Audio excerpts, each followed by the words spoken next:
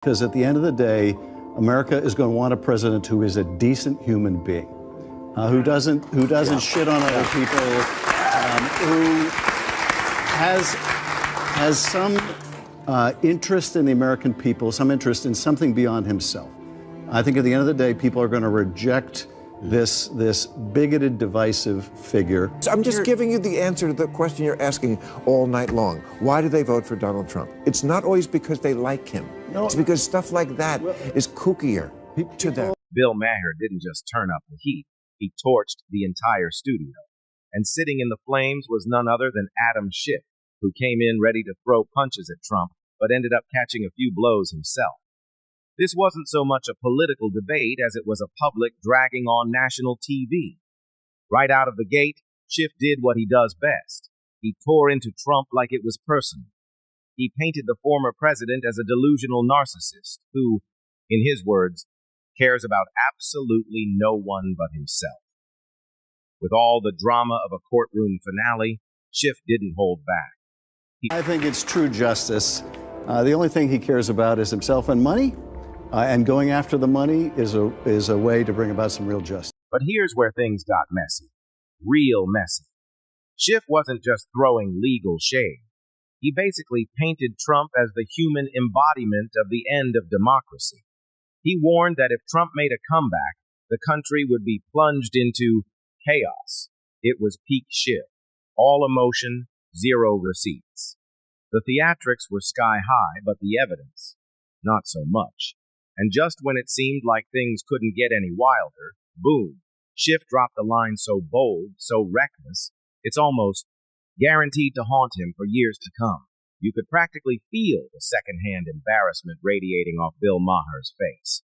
Word on the street is that Schiff might be skipping Maher's show for good after this. I don't share your pessimism about this or your pessimism about the general election.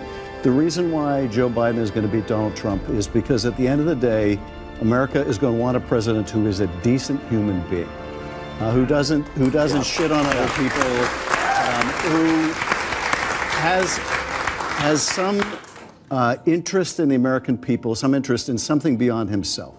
I think at the end of the day, people are going to reject this bigoted, divisive figure. Schiff kept going like a man possessed, firing off insult after insult at Trump like it was his last day in office. It was less of a debate and more like a full-on meltdown. But out of all the jabs he threw, one comment aged like straight up, expired yogurt. His bold claim that Joe Biden would easily crush Trump in the next election. Fast forward to now, and guess who's sitting back in the White House? Yep, Donald J. Trump. That smug confidence Schiff had? It's now wiped off his face like a spilled drink on live TV. His big prediction didn't just miss, it boomeranged and smacked him in the face in front of millions.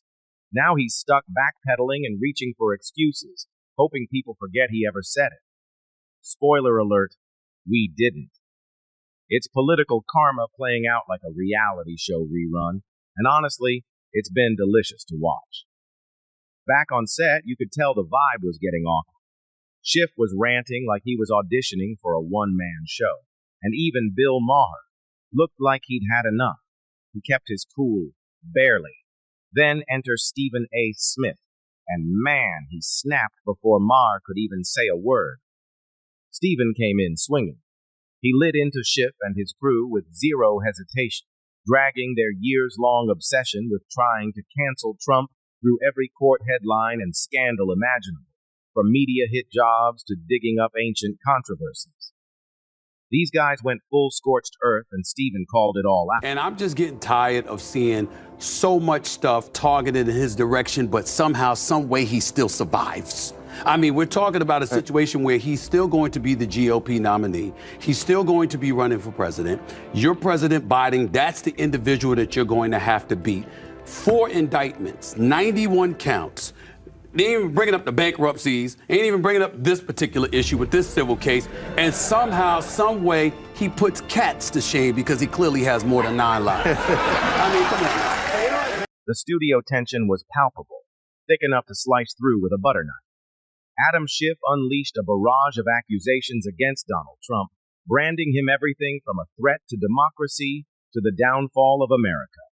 Despite the onslaught of scandals, indictments, and relentless media scrutiny, Trump has not only weathered the storm, but appears to have emerged stronger.